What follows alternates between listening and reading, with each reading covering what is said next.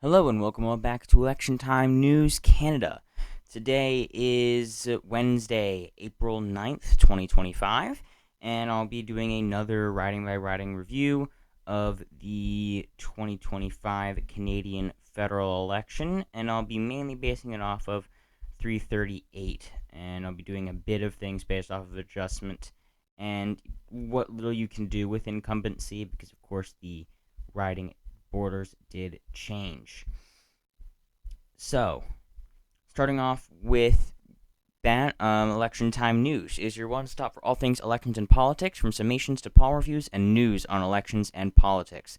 Subscribe below for more content like this about American, Canadian, and Australian politics. Remember, there's never a dull moment in politics. So, to start things off here, I'm going to start up in the West. There's a few close ones here. These are only all the safe districts. So to start, all of the safe ridings. So, sorry, I said districts. I've only really done American politics before this. So, 164 to 101 to 2 to 1 to 0 to 0. Now, the People's Party of Canada is going to end up with 0 at the end. They do not really have much here, and I believe the Greens will end up with 1.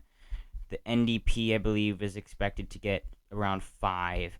If you look at CBC's general predictions here, they have 200 for the Liberals, 120 for the Conservatives, 18 for the Bloc, 4 for the New Democratic Party, 1 for the Greens, and 0 for the People's Party, and as well as everyone else and independents. 90% chance of the Liberals winning a majority, 9% for a minority government again, and 1% chance of a Conservative majority government, which means that if they're going to win some seats, that means it's going to be from a shift in the national environment that the polls didn't project, and at that point, multiple seats would flip enough to give them a majority government. So that is why there's actually somehow a 1% chance of a majority, but less than 1 for a minority for the Conservative Party. As you can see, these trends have actually resumed to go back, getting stronger for the Liberal Party again.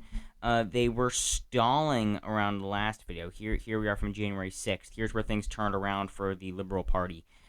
They went very quickly uphill, and then they started stalling around the 2nd, and now, as of the 4th here, they were right back up to where they were, 43.6%, and the Conservatives are actually up 0.2%. We're continuing to see losses in the New Democratic Party, the Bloc, especially in the Greens. The Greens are right about where the People's Party of Canada is, and then others is basically gone entirely. So the increased two-party support is, in fact, staying strong here. Here is the current... here's the current map. We have 152 for the Liberals, 120 for the Conservatives, 33 for the Bloc, 24 for the New Democratic Party. They're going to lose a lot of seats. 2 for the Greens and 3 independents, whether they left or were kicked out by their party, and 4 current vacant seats. So, starting off over here in the West, we're going to be starting out on Victoria Island over here. We're going to start off in Esquimalt. So this one is looking pretty close. 33, 31, 29. This is a three-way toss-up. It's generally, the New Democratic Party's been dropping in their chances. 52, 33, according to 338's projections here for odds of winning. The popular vote projection, the Conservatives are gaining and the New Democratic Party is dropping. So, if anything, it's going to end up being a toss-up between the Liberals and the Conservatives. And as of this point, I think that if those sorts of trends are going to continue, then we're actually going to end up seeing a Conservative win here, especially with the majority of this island being, of course, Conservative, as it's relatively rural, except for central Victoria. So, with that in mind, I actually do have this as tilt Conservative. And so, I categorized the wrong one. Oops. Well, no, that one shouldn't have been categorized at all. Going to Victoria, this one is LPC likely between the Liberals and the New Democratic Party. So we have a plus or minus 7%, which means that, of course, it could go all the way down here. So, but 92% chance of victory in Victoria. So that is more than enough to honestly give it a safe rating. On quite a few maps. 90% is a pretty solid shot for the Liberals there. This is a really close toss-up, 32 to 31, with the Greens actually at 30. So there's a chance that the Greens could potentially pull this one off. I believe it was a Green Party seat as of a while ago. As of right now, I believe it's actually held by the Greens. Yes, it in fact is held by the Greens. So, Saanich, Gulf Islands is definitely going to be a seat to watch, but it appears the Conservatives have taken the lead for now. The Green Party is holding on, and is actually taking support away from the Liberals as of the past few days. But as of right now, just because of this slow Conservative lead, and they don't seem to actually be competing with the Liberals or the Greens, it's more the Liberals and the Greens are competing with each other, and so that's only going to be helping the Conservative Party in the end, which is why I do in fact actually have this for the Conservative Party as well.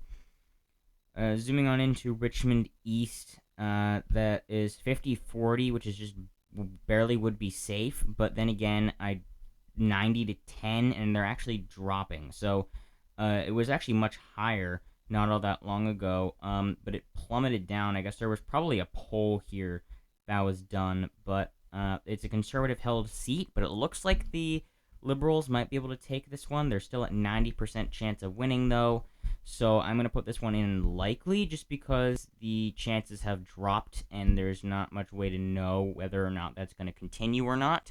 We'll have to wait and see for a little while longer. So, moving on to the Central Vancouver East, this is going to be an important one for the new Democratic Party. They're going to want to hold on to this one, if at all possible. They are losing their popular vote projection very quickly to the Liberals. So they had a spike up over the past 3 days, but it's been dropping again. I do think that just because the New Democratic Party has such a poor turnout possibility, that they're probably going to be pumping as much money as they can into the ones where they're still competitive. So I think that is actually going to give them an edge, where they're going to be putting so much into the few seats they can get, where the other two are going to be going more vast. I think they will actually end up having the edge in those seats they are actually competing in. So this is another new Democratic Party held seat, but unfortunately for them, it is basically completely out of their hands at this point. The Liberals are taking a lead, and it is getting stronger, so this is going to be a likely seat here as far as I'm concerned. Port Moody doesn't appear to be all that competitive. It's getting less and less so. It's almost going to be safe relatively soon. Going over to the east, Pitt Meadows. This is... I'm going to have to check that one real quick. Pitt Meadows is actually getting more competitive, but the chances are staying relatively consistent. I'm going to have this one lean Conservative just because it does appear that it's going to be continuing to stay strong enough for the Conservatives. They should be able to pull off some sort of win here. Whether or not those trends continue or not, they've been seeming to hold relatively strong, even as nationally the Liberals have been improving. Langley Township, this one the Liberals are... It's basically the exact opposite. The Liberals are continuing to stay strong and considerably well so, but if anything, it's actually probably going to give more of an edge to the Conservatives, because the Liberals haven't been gaining, even though they've been gaining nationwide. That's a relatively concerning sign there, if you are the Liberal Party, because if you're gaining nationwide, you want to be gaining everywhere. Otherwise, that's an issue. Here, this is getting more and more competitive. It is 52-48 with the Conservatives narrowly in the lead, but they're losing it, and the Liberals had a high shot of victory here, according to 338 percentage calculations, for quite some time, and it might be coming right back around. So for that reason, I actually am going to put this in tilt Liberal. That is definitely going to be one to watch. It's going to be one of the more competitive ones when it comes down to election night.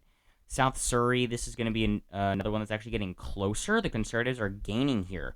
So this is going to be one that the Liberals are going to want to watch. As of right now, it doesn't seem too competitive. It's a bit more of a secure one. Abbotsford is a toss-up, and the Liberals are gaining on it.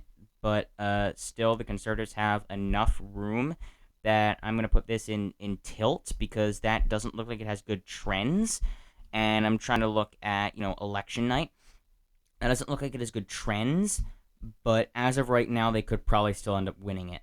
This one, actually, I am going to bump down to likely because of these trends here. They're starting to be a bit of a drop. The question is if they'll continue or not, which of course is going to be incredibly important. If they end up stagnating, then of course they're going to end up. Oh my gosh, they're going to end up pulling off the win there. Moving over into there we go, into Kelowna. We're looking at Okanagan Lake West. Here we're actually having a bit more support for the Liberals, but it's probably not going to be enough. Now, in theory, they could end up pulling off an upset here, so it's going to be likely.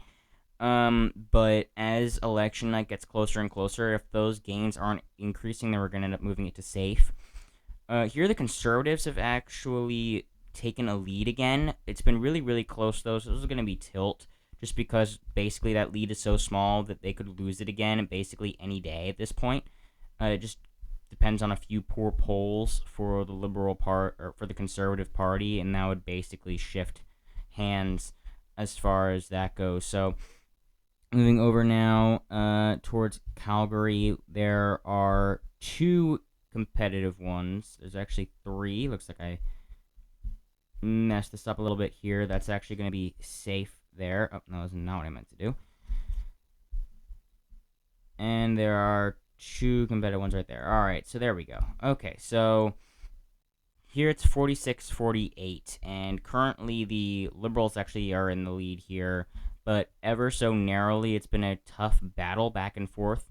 Right now, because the Liberals are continuing to gain nationwide, if I had to make a pick, I would in fact say that they're going to end up taking this one just because of their continued, even slight nationwide gains. But if there's any polling error in the favor of the Liberals, then the Conservatives are easily going to sweep that one.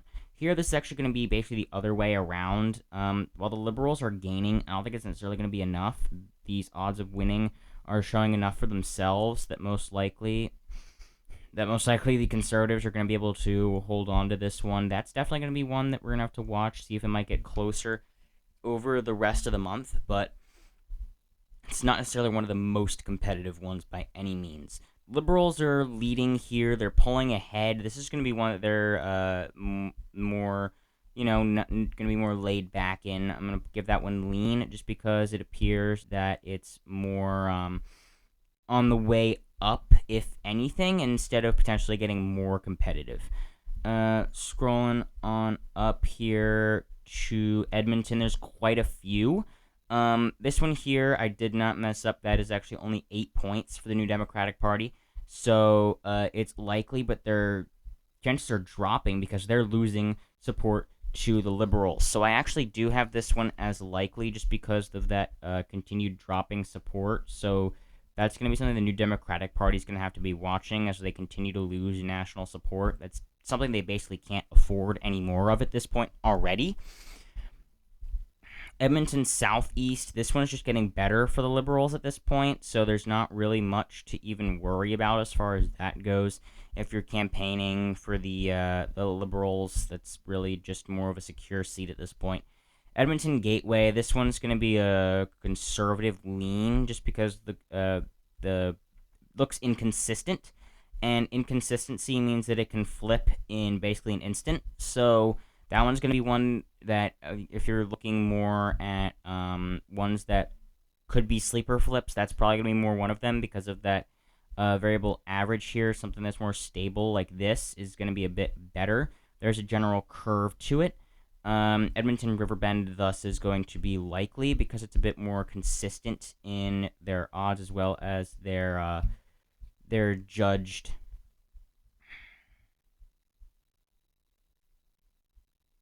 odds. So here, same sort of thing.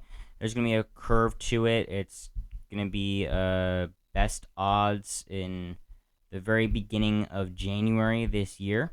Edmonton Northwest, this one's also getting worse for the Conservatives, but not by much. So again, along with the rest of these guys, they're in fact actually going to have no real sort of issue with them. They're going to be more secure seats. This one's going to be interesting, though, because the main lead is actually between the Conservatives and the New Democratic Party.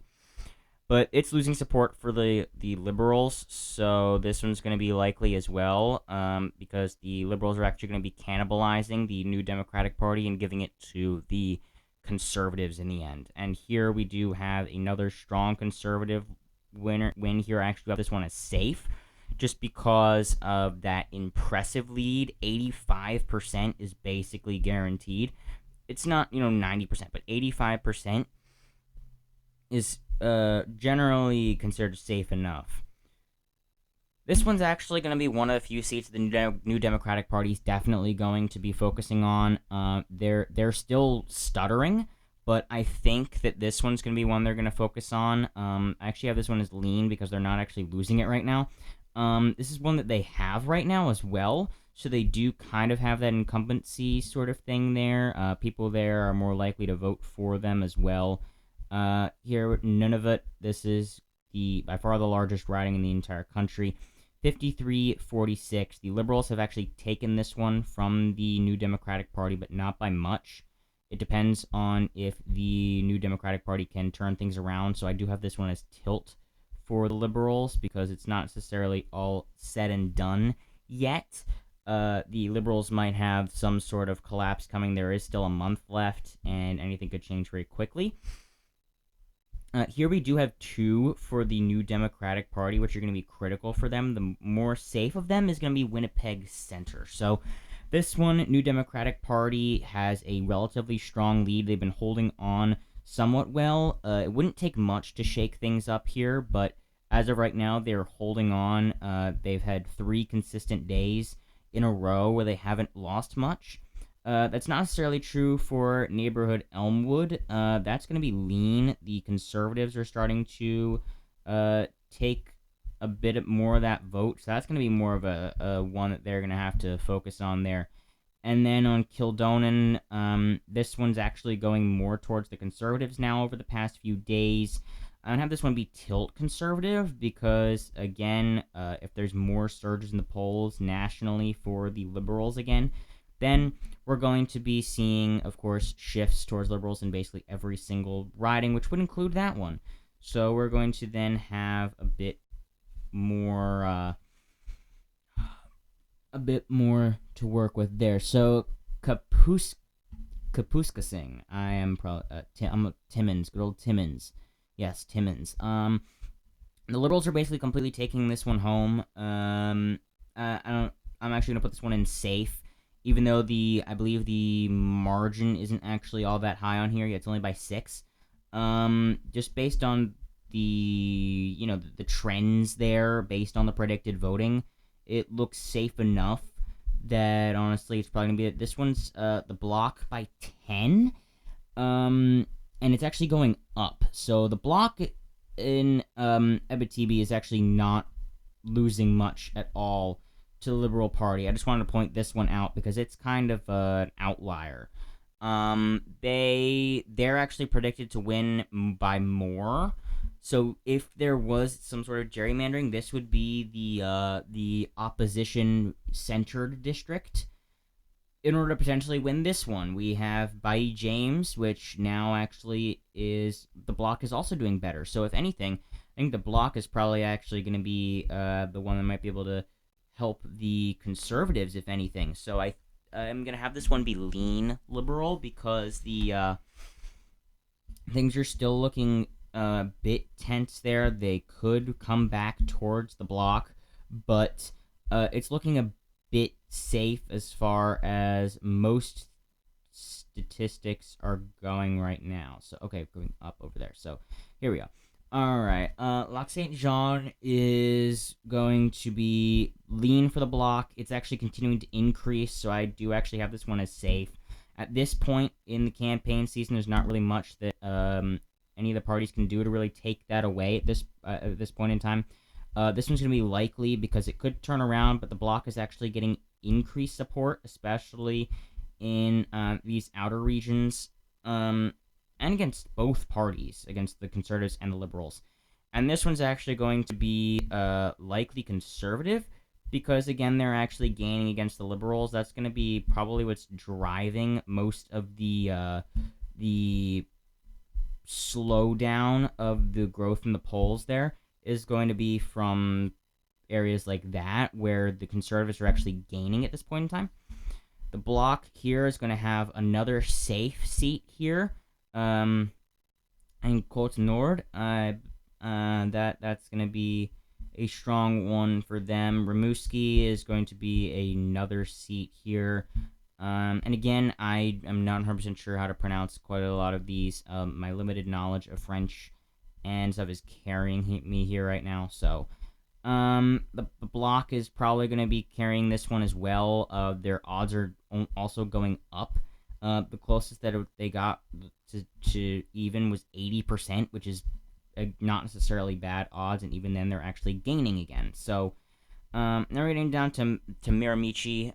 This one is going to be a tense one, but the Liberals are gaining a bit. It was a bit closer, but it hasn't necessarily been any race for a while where the Conservatives are in the lead. So I'm actually going to put this one as likely because through the entire campaign season, the Liberals have been in the lead here. So it's not really, honestly, all that competitive as far as I see it. The Conservatives are probably going to take this one home because, again, for the same thing, except for the Conservatives, it hasn't really moved much, even though there's been large movements nationwide. Same sort of thing here in Fundy Royal. Moving down the island, we can get to Cumberland Colchester, 59-41 for the win chance here. This is going to be a lean seat just because of how quickly this changed. That could flip again. So again, those sorts of quickly changing seats means you can't actually have as much certainty. So you kind of have to have the same sort of thing in Acadianapolis. If they jump within like a day, then you can't really be 100% sure. Here, this one's a bit more consistent, but that's still only going to be lean Liberal because for the same reason it flipped in like 3 days. Coming up here for the last one in the east, we have Central Newfoundland. This one is not necessarily, I don't recall it. Yeah, it wasn't that close. This one's actually going to be likely Liberal. To finish that off, and now we only have 33 left, and they're all in the central urban areas. So zooming on into Montreal, we have the outer Montreal regions. Trois-Rivières is going to be the first one up. The Liberals are losing to both of these parties, but they're kind of going against each other at this point. I'm going to have this one lean Liberal because if they continue to just more fight each other in quote unquote fight each other there, then that's going to wow, this is like a neck and neck tie there. But again, the Bloc is probably going to end up being able to hold on to this one. They perform very, very well where they actually, do because they only have one province to worry about. So it's not necessarily too difficult to manage to hold on where you are being consistent. Liberals are going to have a lean victory in Repentigny and Terrebonne. We are actually having a tilt victory for the Liberals. That one's going to be one to watch as well because it's shifting relatively quickly day to day. It seems to be going more back and forth like a ping pong game, but it's still something that should be noted. This is going to be a likely win for the Bloc here in Rivière du Nord because they are actually growing right now in their likeliness and their projected vote.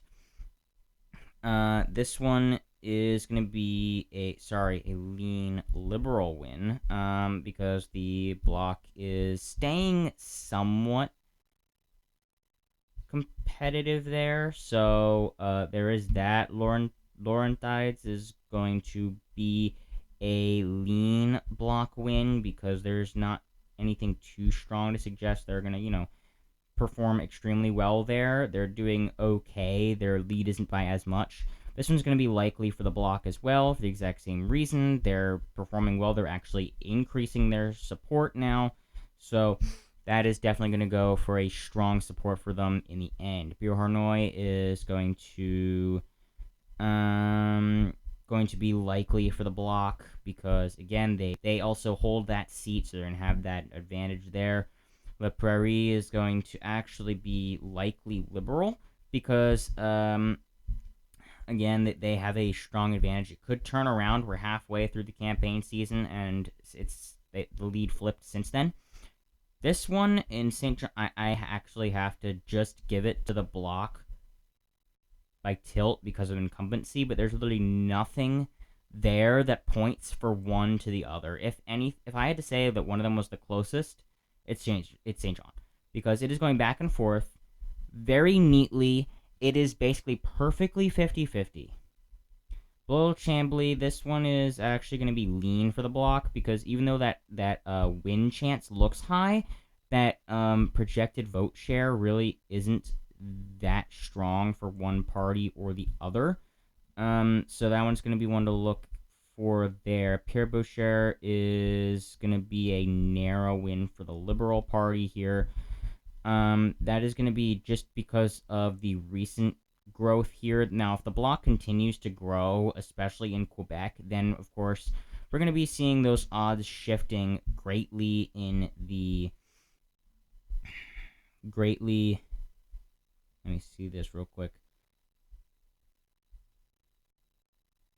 Oh, that one's by 10. Okay, so greatly in their favor. This one's going to be lean Bloc just because that margin, again, isn't too strong for the projected vote win.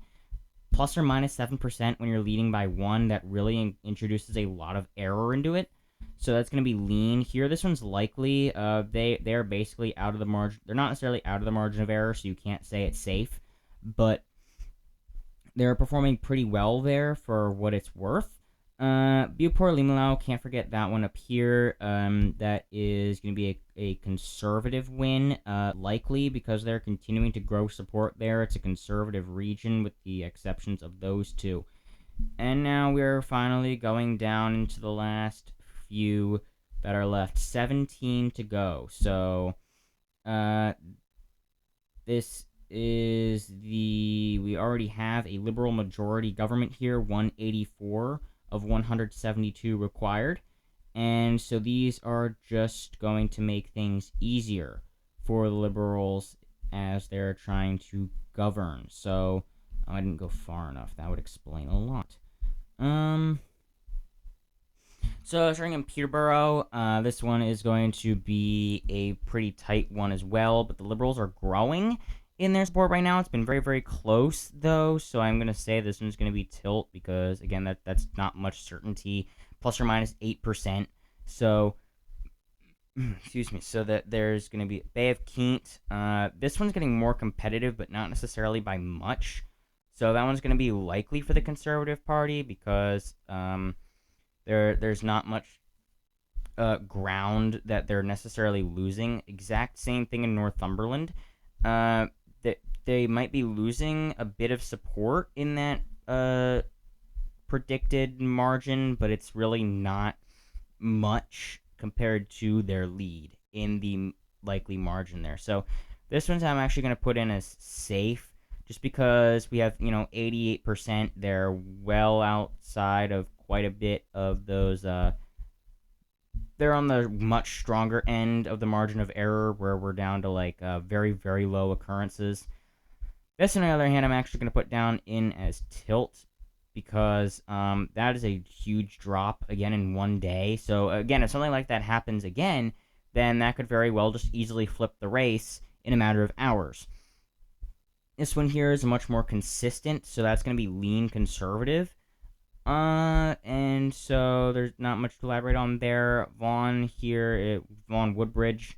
The Liberals are continuing to perform very well. This one's going to be safe Liberal, 90%. It's been relatively consistent for a while. These two, Milton East is going to be likely just because it hasn't had a Liberal lead for quite as long, but that is getting up there. And Oakville East, we do have a 75-25 chance. That's a large drop in one day. So I'm going to have this one actually as lean Liberal because of that quick drop that occurred there in that projected. Now, here's the Green Party seat. 61% chance and dropping. And I am going to give this one to the Green Party because this is the one that they have, right?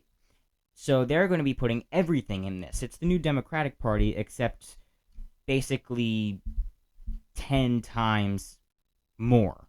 So here, the Liberal Party, this is going to be a likely seat for the Liberal Party. They've been holding on for a lead for a good while.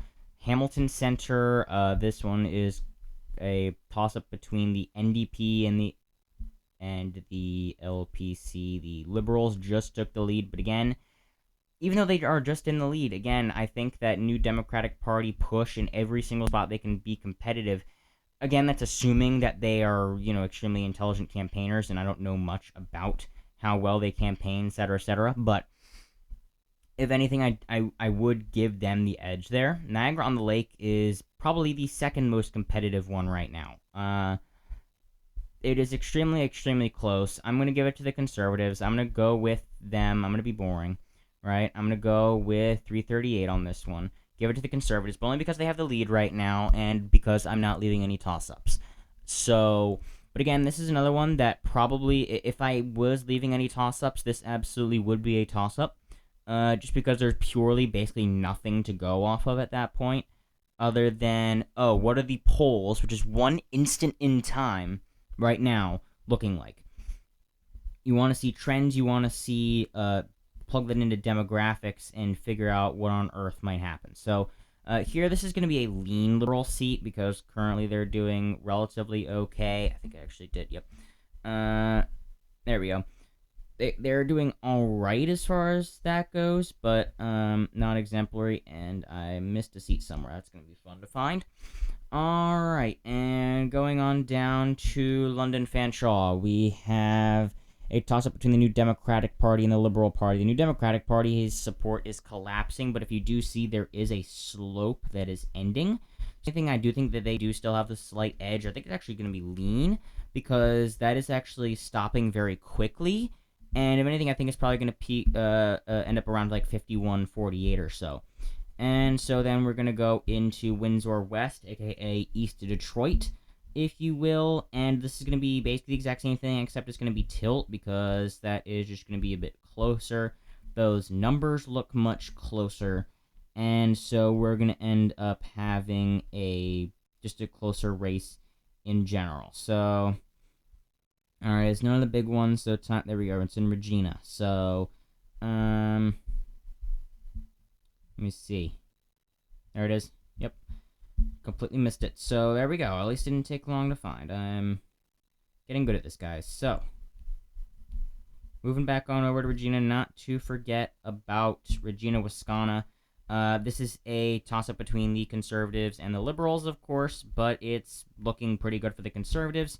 They're doing alright. This is going to be a final one for the Conservatives. I'm going to make that a lean rating for them, which means that I have my map at 192 for the Liberals, 125 for the Conservatives, 16 for the Bloc, 9 for the New Democratic Party, 1 green seat, and that is barely, and 0 for the People's Party of Canada. Compared to now, that is a Liberal gain of 40, a Conservative gain of 5, a Bloc loss of 17, a New Democratic Party loss of 15, a Green loss of 1, and all of the independents are gone. So that is the final thing. If anyone has any other websites that I could potentially use, I don't want to just keep on using 338, that would be fantastic. Any other tools you guys use, any other specifics you guys want me to try out, so that would also be fantastic. I'd love to try my hand at that a bit. So thank you all so much for watching. Again, if I mispronounce anything, please do let me know in the comments. I'd love to learn how to actually pronounce those names. I'm not doing it intentionally. And let me know of any other information or insights that you may have. I am still somewhat new to Canadian politics. Thank you all so much for watching, and have a fantastic rest of your day.